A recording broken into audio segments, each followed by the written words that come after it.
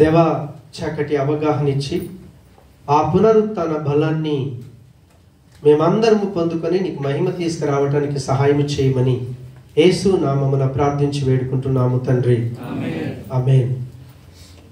కొన్ని వారాలుగా మనం పునరుత్థానం గురించి ధ్యానిస్తూ ఉన్నాము. పునరుత్థానం యొక్క ప్రత్యేకత ఏంటో ధ్యానించాము. ఫస్ట్ పాయింట్, యేసుక్రీస్తు యొక్క పునరుద్ధానం ఏదైతే ఉందో ఆయన ప్రభు అని, దేవుడని నిరూపించింది. First point. సెకండ్ పాయింట్, యేసుక్రీస్తు యొక్క పునరుద్ధానం ఆయన పాపరహితుడు, పాపము లేనివాడని ఆయన పునరుద్ధానం నిరూపించింది. మూడవ పాయింట్, యేసుక్రీస్తు యొక్క పునరుద్ధానం మన విషయంలో ఏమి నిరూపణ ఇచ్చింది అని అంటే, మన పాపాన్ని, మన పాపానికి రావాల్సినటువంటి మరణాన్ని, మనని పాపములో పడగొట్టి మరణ భయం చేత మనని బ్లాక్మెయిల్ చేసే సాతానుని ఓడించాడని పునరుద్ధానం ద్వారా అది నిరూపించబడ్డది. దేవునికి స్తోత్రం. నాలుగోది కూడా ధ్యానించాం. ఏం ధ్యానించామంటే, ఆయన యొక్క పునరుద్ధానం ఏం ప్రూఫ్ చేసింది అంటే, రేపు మనం కూడా తిరిగి లేస్తాం. ఆమేన్. ఎంతమందికి నమ్మకం ఉంది? దేవునికి స్తోత్రం. యేసుక్రీస్తు ఖచ్చితంగా మరణాన్ని జయించి లేచాడు, ప్రూఫ్ చేశాడు. కాబట్టి 100% ఆయనను నమ్మిన మనము కూడా రేపు మరణాన్ని జయించి లేస్తాము. అంటే ఈ జీవితం తరువాత ఇంకొక జీవితం ఉంది. దేవునికి స్తోత్రం. ఈ లైఫ్ తర్వాత ఇంకో జీవితం ఉంది, ఇంకొక లైఫ్ ఉంది. అయితే ఈ లైఫ్లో, ఈ జీవితంలో మనకి రకరకాల సమస్యలు ఉంటాయి, శోధనలు ఉంటాయి, పాపము వెంటాడుతూ ఉంటుంది, ఈ పరిస్థితులన్నీ ఉంటాయి. కానీ మనం మరణించి తిరిగి లేస్తామే, ఆ లైఫ్ చాలా ఎక్సలెంట్గా ఉంటుంది. మన చుట్టూ పాపం ఉండదు, శోధనలు ఉండయి, ఇంకెలాంటి సమస్యలు ఉండయి. అట్లాంటి ఒక ఎక్సలెంట్ లైఫ్ని మనం కూడా చనిపోయి తిరిగి లేచిన తర్వాత 100% అనుభవిస్తాం. అందుకే ఈరోజు ఆ లోకంలో గడపాల్సినటువంటి మనం చక్కగా సండే వచ్చింది అనగానే ఆయన సముఖానికి వచ్చి ఈ లోక సంబంధమైన ప్రతి పాపాన్ని విడిచిపెట్టుకొని, ఈ లోక సంబంధమైన సంతోషం కాదనుకొని ఇక్కడికి వచ్చాం. కారణం ఏంటి అని అంటే, రేపు నేను దేవుడితో అనుభవించబోయే జీవితం నాకుంది అని ఆ నమ్మకంతో ఇక్కడికి వచ్చాం. ఆయన పునరుద్ధానం మనం కూడా 100% మరణాన్ని జయిస్తాము. అందుకే ఇందాక ఎఫెసు పత్రిక 2వ అధ్యాయం 4-7 వచనాలు మనం చూసాం. ఎందుకంటే దేవుడు కరుణా సంపన్నుడు, క్రీస్తుతో కూడా మనల్ని బ్రతికించేశాడు. ఆల్రెడీ ఇప్పుడు 7వ వచనంలో అంటాడు, మన క్రీస్తు, మన ప్రభువు ఆయన పరలోకంలో తండ్రి కుడిపార్శ్వన కూర్చొని ఉన్నాడు. కాబట్టి మన నాయకుడు వెళ్ళి అక్కడ ఉన్నాడు. కాబట్టి మనం కూడా అక్కడ ఉన్నాం ఆల్రెడీ. దేవునికి స్తోత్రం. హల్లెలూయా. కాబట్టి మనం ఎంతసేపు అయ్యో ఇది లేదు, ఆరోగ్యం లేదు, బట్టలు లేవు, లేకపోతే ఆహారం లేదు, లేకపోతే సాలరీ లేదు, సరిపోతలేదని దయచేసి మనం ఎప్పుడు కూడా ఈ లోక సంవస్తులు, ఈ లోక సంబంధమైనటువంటి వ్యక్తులు ఈ లోకం కొరకే ఆలోచన చేసి ప్రతిసారి ఏడుస్తుంటారే, అలాంటి జీవితంలో మనం ఉండకూడదు. మనకు ఒక గోల్ ఉంది, మనకు ఒక నిరీక్షణ ఉంది. దేవునికి స్తోత్రం. హల్లెలూయా. అయితే ఈరోజు 5వ విషయం ఏంటి అని అంటే, యేసుక్రీస్తుల వారి యొక్క పునరుద్ధానం ఏం చూపిస్తుంది అని అంటే, మన భావి జీవితం ఏదైతే ఉందో అనా, పిల్లల్ని ఏమంటాం? బాబు పుట్టాడు అనుకోండి ఇండియాలో, భావి భారత పౌరుడు. హల్లెలూయా. ఆడు పుట్టగానే మనం ఏమంటాం? భావి భారత పౌరుడు. సో అదే రీతిగా మనం ఎప్పుడైతే క్రీస్తులో పుట్టామో, దేవునికి స్తోత్రం, మనకొక భావి జీవితం ఉంది. మనకొక భావి జీవితం, అనుభవించబోయే జీవితం ఉంది.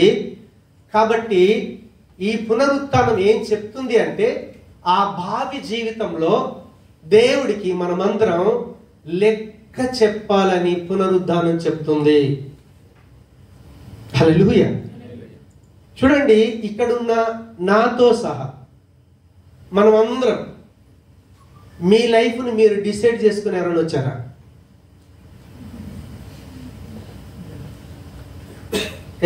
నేను పలానా ఆయన కడుపులో పుట్టాలి, పలానా ఇంట్లో పుట్టాలి, నేను నల్లగా ఉండాలి, నేను తెల్లగా ఉండాలి అని మీ లైఫ్ని ఎవరైనా డిసైడ్ చేసుకొని నిర్ణయించుకొని పుట్టిన ఒక్క వ్యక్తి అయినా ఉన్నాడా?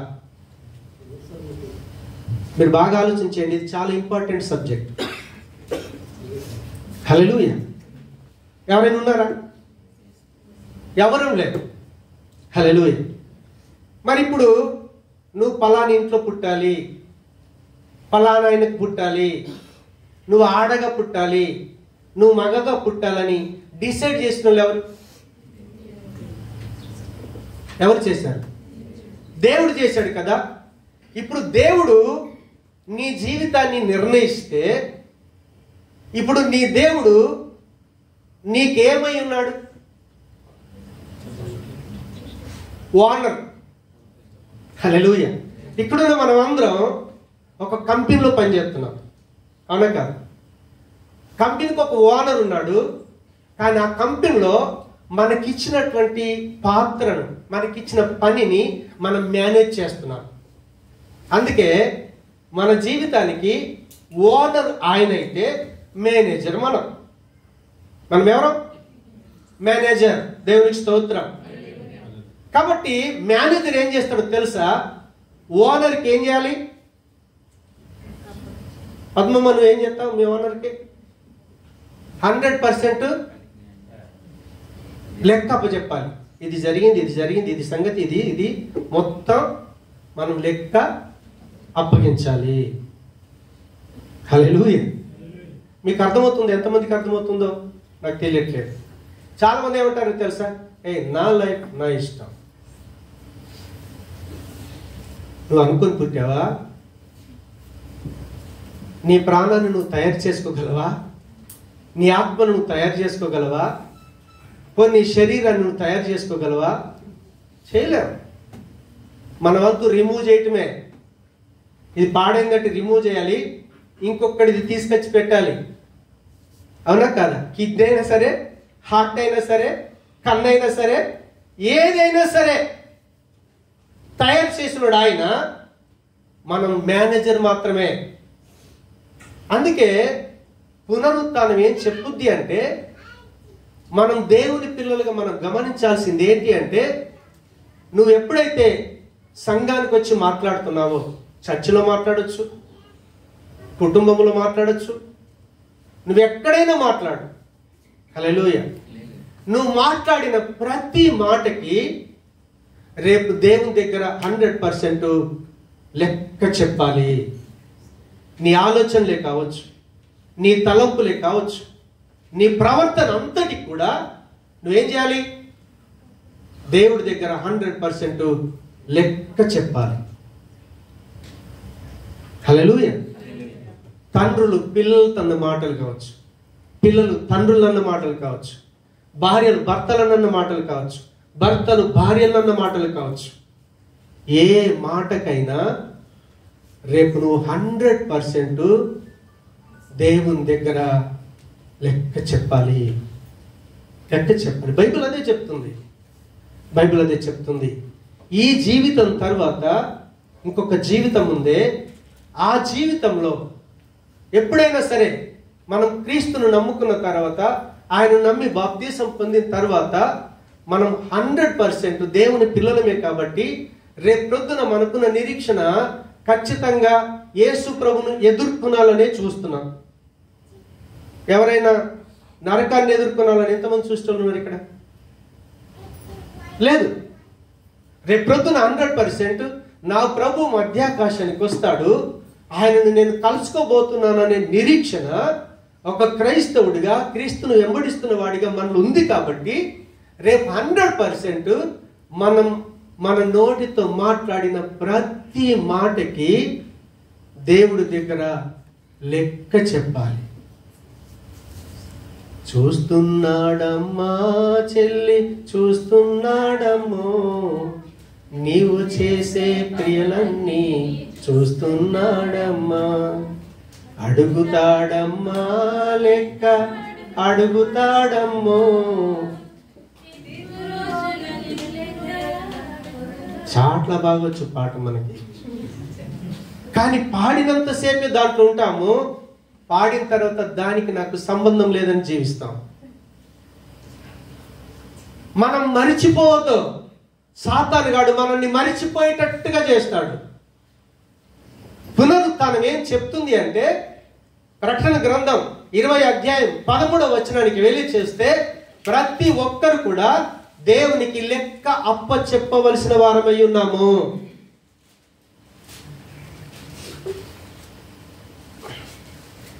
సముద్రము తనలో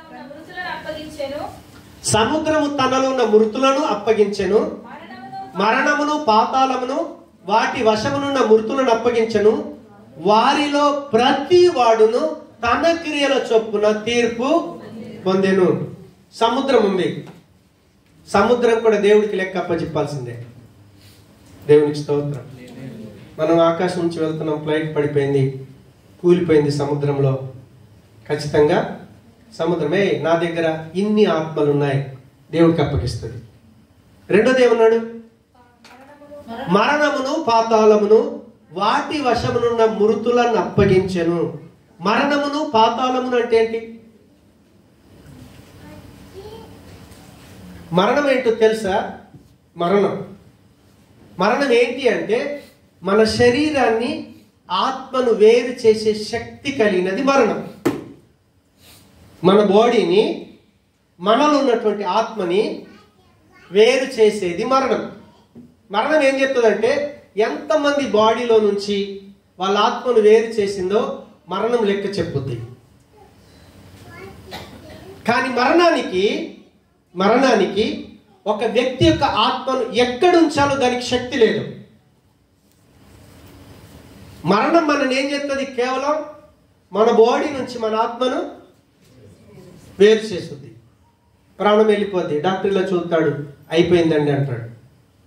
మరణానికి ఉన్న శక్తి ఒకటే, మన బాడీ నుంచి మన ఆత్మను వేరు చేస్తుంది. కానీ ఆ వెళ్ళినటువంటి ఆత్మ, ఏ ఆత్మనైతే వేరు చేసిందో మరణం, ఆ మరణం ఈ ఆత్మ వెళ్ళి పాతాళములు ఉండాలా లేకపోతే పరదేశులు ఉండాలా డిసైడ్ చేసే శక్తి మరణానికి లేదు. మూడోది ఏంటిదట? పాతాళ లోకం. పాతాళం అంటే ఏంటి? పాతాళం అంటే ఏంటిదంటే, అవిశ్వాసులైన వారి యొక్క ఆత్మలను ఎక్కడైతే భద్రంగా ఉంచుతాడో దాన్ని పాతాళం అంటాం. యేసుప్రభుని నమ్మకుండా తిరస్కరించి నా జీవితం నా ఇష్టం అని ఎంజాయ్ చేస్తాం చూడు, దేవుడిచ్చిన రక్షణను బట్టి ఆనందించకుండా ఈ లోకమే జీవితం అని అనుకుంటామే, ఆ రీతిగా మనం ఉండకూడదు.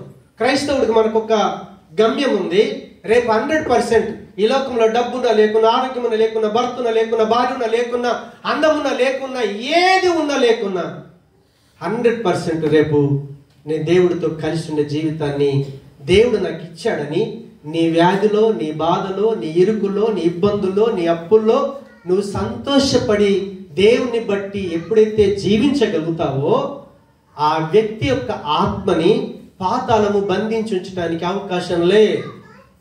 అవిశ్వాసులైన వారి యొక్క ఆత్మలని ఎక్కడైతే భద్రపరుస్తాడో ఆ ప్లేస్ ఏమంటారంటే పాతాళము.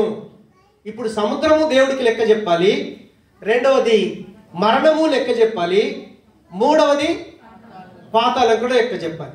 సరే, మరణము హిందువులకు వచ్చి ముస్లింకు రాదు, క్రైస్తవులకు వచ్చి వీళ్ళకి రాదు అనేది ఉందా? మరణానికి క్యాస్ట్ ఫీలింగ్ లేదు, రిలీజియన్ ఫీలింగ్ లేదు, ఏ ఫీలింగ్ లేదు దానికి. చచ్చిన ప్రతి ఒక్కడు అక్కడికి వెళ్ళాలి, అవునా కాదు? ఎక్కడికి? వైకుంఠ ధామం. ఇప్పుడు పెట్టారు కొత్త పేరు, వైకుంఠ ధామానికి వెళ్ళాలి. అదే వైకుంఠమే అయితే దేవుడితో పని ఏంటి? జస్ట్ అక్కడ లైఫ్ క్లోజ్. వాళ్ళు ఏమనుకుంటారు? అది వీడికి పీడ పోయిందిరా, వీడికి సమస్యలు, ప్రాణం పోయిన తర్వాత నీకు సమస్యలు ఎక్కడి? అందుకే అది వైకుంఠం అన్నమాట. కానీ నువ్వు వైకుంఠం వెళ్ళటానికి నువ్వు జీవించిన లైఫ్ ఏదైతే ఉందో ఆ లైఫ్తో అక్కడికి వెళ్తే మన క్రియలతో అక్కడికి వెళ్ళాలి. ఎక్కడికి వెళ్ళాలి చెప్పాడు అక్కడ.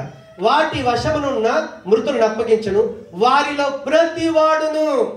అంటే ఏ ఏ వ్యక్తి మరణం వచ్చి ఆ వ్యక్తి యొక్క ఆత్మను వేరు చేసిందో, ఏ ఏ వ్యక్తి ప్రభును అంగీకరించకుండా పాతాళంలో ఉన్నారో వాళ్ళందరి లెక్క ఇక్కడ వారిలో ప్రతి వాడు తన క్రియల చొప్పున తీర్పు పొందును.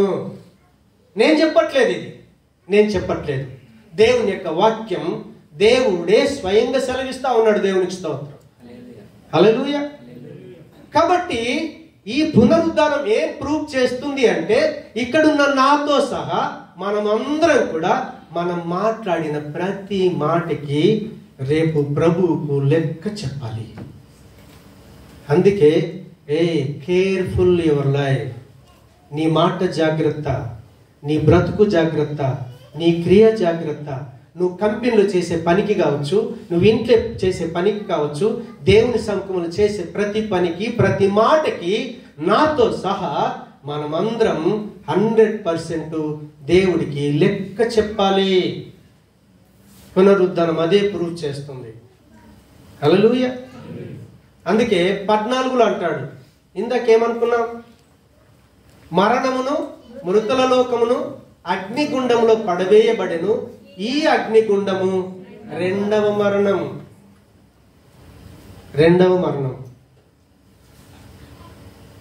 2 సార్లు చచ్చిపోతేనేమో 2 సార్లు చావాలట. చావు 2 సార్లు ఉంటుంది. 2 చావులు. ఏంటి ఆ 2 చావులు? మొదటి చావేమో ఈ లోకంలో మన లైఫ్ను ముగిస్తాం. రెండవ చావేంటో తెలుసా? మనం ప్రభుని అంగీకరించకుండా మనం చెడ్డ క్రియలు చేశామే, రేపు అగ్నిగుండంలో అనుభవించేది రెండవ మరణం. కాబట్టి పునరుత్థానం ఏం ప్రూవ్ చేస్తుంది అని అంటే, మనం ఫ్యూచర్లో అనుభవించబోయేటటువంటి ఆ ఎక్సలెంట్ లైఫ్ ఏదైతే ఉందో అక్కడ 100% మనం చేసిన క్రియలకు ప్రతిఫలం పొందుకుంటాము. లెక్క చెప్పాలి. సన్నిధిలో నువ్వు మంచి క్రియలు చేస్తే మంచి ఫలితం ఇస్తాడు. నువ్వు చెడ్డ పనులు చేస్తే చెడ్డ ఫలితమే ఇస్తాడు. దేవుని కొరకు అప్పగించుకొని నువ్వు టైం ఇచ్చావా, సమయం ఇచ్చావా, డబ్బు ఇచ్చావా, ఏది ఇచ్చావో, నువ్వు ఏ క్రియ అయితే చేశావో ఆ క్రియ యొక్క ప్రతిఫలాన్ని మనం అనుభవిస్తామని ప్రకటన 20:13 వచనం స్పష్టంగా తెలియజేస్తుంది. హల్లెలూయా. సరే, ఆరవది ఏంటి చెప్తారా? పునరుద్ధానం ఏం ప్రూఫ్ చేస్తుంది అని అంటే, ఈ పునరుద్ధానం నేను జస్ట్ పోయిన వారం టచ్ చేసి విడిచిపెట్టాను. మళ్ళీ తిరిగి జన్మించే అవకాశం ఉంది అని పునరుద్ధానం ప్రూఫ్ చేస్తుంది. తిరిగి జన్మించడం అంటే, ఇప్పుడు మనిషి తర్వాత మంచి చేస్తే మళ్ళీ ఏం చేస్తాం అంటే, ఒక్కొక్క దాంట్లో ఒక్కొక్క రకాలైన విశ్వాసాలు ఉంటాయి. ఇప్పుడు చెడు చేసామనుకో, ఇప్పుడు మళ్ళీ మనిషిగా పుట్టాం. ఎక్కడ పుట్టాం? కుక్క, పిల్లి, నక్క, ఇక అన్నీ ఉంటాయి, అవునా? అవన్నీ తర్వాత మళ్ళా నువ్వు మంచి పుణ్యం చేస్తే మళ్ళా తిరిగి జన్మించడం అంటే అతని గురించి చెప్పట్లేదు ఆయన. దేవునికి స్తోత్రం. యేసుప్రభు దగ్గరికి ఒక వ్యక్తి వచ్చాడు, పెద్ద ఆయన. దేవుడి మాటలు తెలుసు, అన్నీ తెలుసు. ప్రభు దగ్గరికి వచ్చి అడిగాడు, యోహాను 3:3లో అడిగితే ప్రభు అన్నాడు, నువ్వు తిరిగి జన్మిస్తే గాని దేవుడి దగ్గరికి వెళ్ళలేవు. దేవునికి స్తోత్రం. తిరిగి జన్మించడం అంటే ఆయన అడిగాడు, మళ్ళీ తల్లి గర్భంలోకి వెళ్ళాలా? లేదు. దేవుడి యొక్క ఉద్దేశం ఏంటి అంటే, మన అమ్మా నాన్న మనకు జన్మ ఇయ్యటం ద్వారా మనం ఏం సంపాదించుకున్నాం చెప్తారా? ఇప్పుడు నేను సునీతమ్మ జాన్ పాల్ కన్నాను. జాన్ పాల్కి ఏమొచ్చింది చెప్పాలి.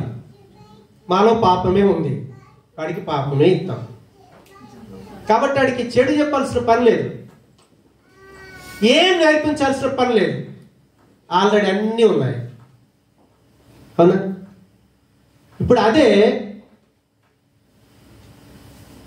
మనం దేవుని పిల్లలు మనం చెప్పుకుంటున్నాం కదా. మరి దేవునిలో జన్మించకపోతే అర్థమవుతుందా? మన అమ్మ నాన్నకి పుడితే వాళ్ళు ఏ పాపాన్ని కలిగి ఉన్నారో ఆ పాపం మనకు వచ్చింది. ఇప్పుడు దేవునిలో పుడితే దేవుళ్ళు ఉన్నదే మనకు వస్తుంది. దేవుడు ఏం చేశాడు? యాకోబు పత్రిక 1 అంటాడు, 18 అనుకుంటాను అన్నా. దేవుడు ఏం చేశాడంటే, మనం దేవునికి ప్రథమ ఫలమైనటువంటి నేను అక్కడ ఇంకా మీదకి వెళ్ళి చదువుకుంటారా? ఆయన తన సృష్టించిన వాటిలో మనము ప్రథమ ఫలముగా ఉండునట్లు సత్యవాక్యం వలన ఆయన తన సంకల్పం ప్రకారము కనెను. హల్లెలూయా. ఒకవేళ క్రీస్తు మరణమే జయించకపోతే, ఆయన సమాధి నుంచే గనక లేవకపోతే, దేవునికి స్తోత్రం. హల్లెలూయా. మనలో అంటే మన జీవితాన్ని ఆయన మార్చగలడా? చాలా మంది ఏం చేస్తారంటే, సంఘానికి వస్తారు, వచ్చిన తర్వాత ఎక్కడికి వెళ్తే అద్భుతం జరుగుతుంది అలా, ఎక్కడన్నా ఎవరైనా చెప్పేటప్పుడు బాగుంటుండే, ఆ పాస్టర్ దగ్గరికి ఏం చేస్తాడు, ఈ పాస్టర్ దగ్గర. చాలా మంది ఏం చేస్తారంటే, ఇప్పుడు మన తెలంగాణలో కొన్ని సంఘాలు ఉన్నాయి, వాళ్ళ సంఘం రెగ్యులర్గా ఉంటుంది, కానీ ఒక్కోసారి నెలలో 1 సార్లు 2 సార్లు అక్కడికి వెళ్ళి వస్తారనమాట. ఎందుకంటే అక్కడికి వెళ్తే ఏం జరుగుద్ది? అద్భుతం జరుగుద్ది. అవునా? వాళ్ళ దగ్గర ఎంతమంది ఉంటారు తెలుసా? అలా వెళ్తారు కదా, ఆ వచ్చిన పాస్టర్కి వాళ్ళు ఎంతమంది ఉన్నారో ఒక్కడి పేరు కూడా తెలియదు. దేవునికి స్తోత్రం. అసలు ఎంతమంది కూర్చున్నారో కూడా తెలియదు. వేల మంది ఉంటారు, లక్షల మంది ఉంటారు. పోయిన వాళ్ళు దేని కొరకు వెళ్ళారు? అద్భుతం కొరకు వెళ్ళారు. ఒక అద్భుతం జరగాలి. దేవునికి స్తోత్రం. అసలైన అద్భుతం ఏంటి చెప్తారా? ఇప్పుడు ఒక మాట, కుష్ఠరోగి బాగయ్యాడు, అద్భుతం. చచ్చిపోయిన లాజర్ లేచాడు, అద్భుతం. అవునా కాదు? పోనీ కుష్ఠు బాగైన వ్యక్తి చచ్చిపోకుండా ఉన్నాడా? లేదు. పోనీ మరణం జయించి లేచిన లాజర్ మళ్ళా చనిపోకుండా ఉన్నాడా? లేడు. అవునా కాదు? ఖచ్చితంగా మరణం అనే పాయింట్ ఉంది. కాబట్టి అది అద్భుతం ఎలా అవుద్ది? సపోజ్ నేను క్యాన్సర్తోనే చనిపోయాను, ఇంకొక ఆయన మంచి ఆరోగ్యం కూడా చనిపోయాడు, చావు ఇద్దరికి వచ్చింది. అవునా కాదా? ఒకవేళ నేను వ్యాధిగ్రస్తున్నై ఉన్నా, నా జీవితం మారిన జీవితం ఉంటేనేమో దేవుడి దగ్గరికి వెళ్తాను. నాకు అన్ని బాగున్నాయి, కోర్టులు ఉన్నాయి, ఆరోగ్యం ఉంది, అన్నీ ఉన్నాయి, నేను చనిపోయాను, నేను ఎక్కడికి వెళ్తాను? నరకానికి వెళ్తాను. అవునా కాదు? అసలు అద్భుతం ఏంటి అంటే, ఒక వ్యక్తి యొక్క జీవితం మార్చబడాలి. అది అద్భుతం. దేవునికి స్తోత్రం. ఒక వ్యక్తి యొక్క జీవితంలో అసలైన అద్భుతం ఏంటిదంటే, ఒక వ్యక్తిలో మార్పు రావాలి, మారాలి. అమ్మా నాన్నకు పుట్టినప్పుడు ఏ జీవితం అయితే జీవించి ఏ పాపములు కొనసాగుతున్నామో, ఆ పాపము కొనసాగించకుండా, లోకస్తులాగా జీవించకుండా, మనం దేవుడు అని చెప్పుకుంటున్నామే, ఆ దేవుని లాగా జీవించగలగాలి. అందుకే మనం ఏమన్నారు తెలుసా? క్రీస్తు నమ్ముకున్న వాళ్ళందరినీ క్రైస్తవులు క్రైస్తవులు క్రైస్తవులు అంటే, వీళ్ళంతా క్రీస్తులాగా జీవించే వాళ్ళు, పాపం లేకుండా జీవించే వాళ్ళు, అన్యాయం చేయకుండా జీవించే వాళ్ళు, న్యాయంగా జీవించే వాళ్ళు. మనం పోయిన వారం అనుకున్నాం, కారల్ మార్క్స్ ఏమనుకున్నాడు తెలుసా? అసలు అన్యాయమే లేనటువంటి సమాజాన్ని స్థాపించాలని కారల్ మార్క్స్ ఉద్దేశించాడు. అది ఆయన వల్ల కాల. దాన్ని నెరవేర్చింది ఎవరు అని అంటే, ప్రభు అయినటువంటి యేసుక్రీస్తుల వారు. దేవునికి స్తోత్రం. హల్లెలూయా. ఒక హంతకుని అవసరమైతే తన కొరకు ప్రాణం పెట్టేవాడిగా మార్చగలడు ప్రభు అయినటువంటి యేసుక్రీస్తుల వారు. హల్లెలూయా. ఒక వేశ్యను ఒక మంచి పవిత్రమైన స్త్రీగా మార్చగలడు ప్రభు అయినటువంటి యేసుక్రీస్తుల వారు. ఒక దొంగను, ఒక అబద్ధికుని సత్యవంతుడిగా మార్చగలడు ప్రభు అయినటువంటి యేసుక్రీస్తుల వారు. ఆయన మరణాన్ని కనుక జయించకపోతే, ఆయన పునరుద్ధారుడే కనుక కాకపోతే, మన జీవితాన్ని ఆయన ఎలా మార్చగలడు? పాపం లేనోడే కదా పాపులను మార్చగలడు. మరణాన్ని జయించిన వాడే కదా ఒక వ్యక్తిని తిరిగి జన్మించే జీవితాన్ని ఇచ్చేవాడు. ఆలోచన చేయండి, ఆలోచన చేయండి. దేవునికి స్తోత్రం, హల్లెలూయా. ఒక వ్యక్తి క్రీస్తులోకి వస్తే పునర్జన్మ సంబంధమైన జీవితాన్ని ఇస్తాడు. తీతు పత్రిక 3వ అధ్యాయంలోకి వెళ్ళి ఒకసారి 5వ వచనం చూద్దాం. తీతు పత్రిక 3వ అధ్యాయం 5వ వచనం త్వరగా. మనము నీతిని అనుసరించి చేసిన క్రియల మూలముగా కాక తన కనికరము చొప్పుననే పునర్జన్మ సంబంధమైన స్నానము ద్వారా పరిశుద్ధాత్మ మనకు నూతన స్వభావం కలుగచేయటం ద్వారా మనలను రక్షించెను. పునర్జన్మ సంబంధమైన జీవితం, మళ్ళీ ఒక జన్మనిస్తాడు. ఆ జన్మను ఏమంటామో తెలుసా? తిరిగి జన్మించినటువంటి జీవితము. మేము మా విశ్వాసం ఏంటో తెలుసా? బార్న్ అగైన్, తిరిగి జన్మించినటువంటి జీవితంలో అనుభవం ఉన్నవారు మన విశ్వాసులు చెప్పుకుంటారు. మన అమ్మ నాన్న మనకు పాపాన్ని ఇచ్చారు. అందుకే దావీదు అంటాడు, నా తల్లి నన్ను పాపములోనే కన్నది, కానీ నా ప్రభువు నా జీవితాన్ని మార్చాడు. తిరిగి దేవునిలో జన్మించి దేవుని కుమారుడిగా, దేవుని బిడ్డగా జీవించే జీవితం నా యేసయ్య ఇచ్చాడు. అందుకే ఆయన పునరుత్థానుడై లేచాడు. ఆయన పునరుత్థానం ఏం ప్రూవ్ చేసింది అని అంటే, ఈ జీవితం తర్వాత ఒక జీవితం ఉంది. ఆ జీవితం తిరిగి జన్మించినటువంటి జీవితం. అది ఈ భూమి మీదనే అనుభవిస్తాం, అక్కడ కాదు. భూమి మీద నీ క్రియలు మారాలి కదా, అవునా కాదు? అన్నిలాగానే జీవిస్తే, అన్నిలాగానే దేవుని ఎరిగిన ప్రజలు ఏ క్రియలు చేశారో అదే క్రియలు నువ్వు చేస్తే వాటి ఫలితమే మనం పొందుకుంటాం. కానీ క్రీస్తు యొక్క పునరుద్ధానం ఏం ప్రూవ్ చేసింది అంటే, తిరిగి జన్మించే అనుభవం, తిరిగి జన్మించే జీవితాన్ని దేవుడు మనకిచ్చాడు. హల్లెలూయా. 6వదిగా 7వది ఏంటో తెలుసా? ఒకసారి మనం 2 పేతురు పత్రిక 1వ అధ్యాయం 1వ వచనాన్ని చదివితే, ఇది చెప్పి నేను ముగిస్తాను త్వరగా. యేసుక్రీస్తు దాసుడును అపోస్తలుడైన సీమోను పేతురు, మన దేవుని యొక్క రక్షకుడైన యేసుక్రీస్తు యొక్క నీతిని బట్టి మా వలనే అమూల్యమైన విశ్వాసమును పొందిన వారికి శుభమని చెప్పి వ్రాయినది. హల్లెలూయా. క్రీస్తు యొక్క పునరుద్ధానం ఏం ప్రూవ్ చేసింది అనంటే, మనము నమ్ముతున్నటువంటి విశ్వాసం ఏదైతే ఉందో అది నిజమైన విశ్వాసము. అదేంటి తెలుసా? నిజమైన విశ్వాసము. మన ఇండియాలో, మన దేశంలో ఉన్న ప్రజలకి ఎన్ని విశ్వాసాలు ఉన్నాయి చెప్తారా? ఎన్ని విశ్వాసాలు ఉన్నాయి చెప్పరా? 3 కోటి విశ్వాసాలు. హల్లెలూయా. మన ఇండియాలో 3 కోటి విశ్వాసాలు ఉన్నాయి. ఒక్కొక్క దేవుల్లో ఒక్కొక్క రకమైన విశ్వాసం, ఒక్కొక్క దేవతలో ఒక్కొక్క రకమైన విశ్వాసం. కానీ క్రీస్తులో ఉన్న విశ్వాసం అమూల్యమైనదని పేతురు ఎందుకు చెప్తున్నాడో తెలుసా? అక్కడ చెప్తున్నాడు ఆయన, మా వలనే అమూల్యమైన విశ్వాసమును పొందిన వారికి శుభము.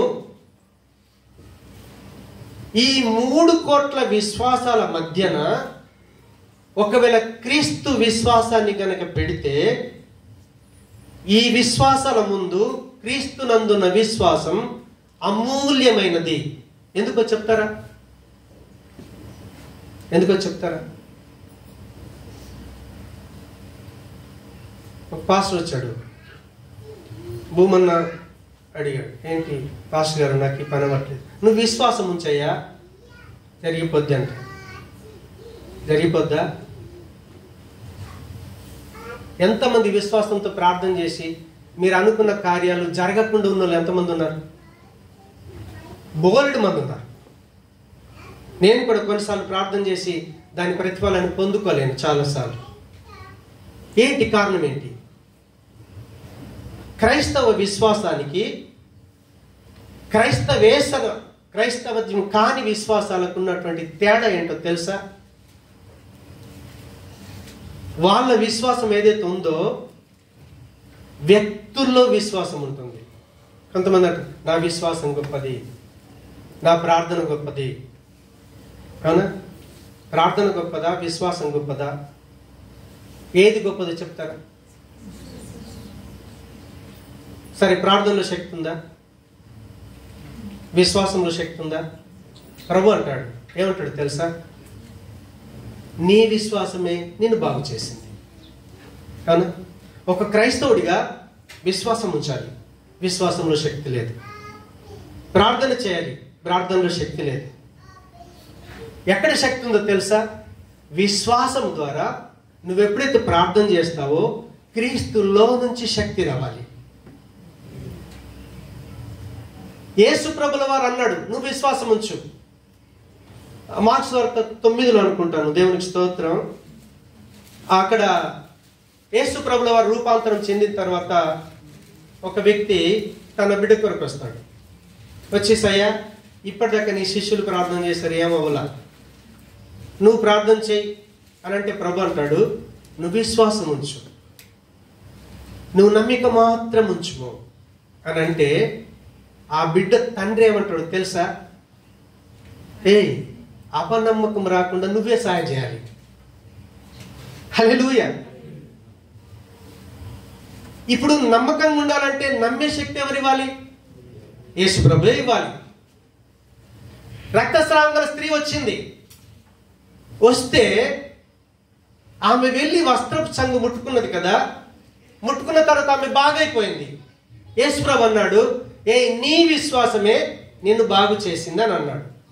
కానీ ఎప్పుడైతే ఆమె ఇలా ముట్టుకుందో పక్కన శిష్యుల్ని అడిగాడు, నన్నెవరు ముట్టుకున్నారు?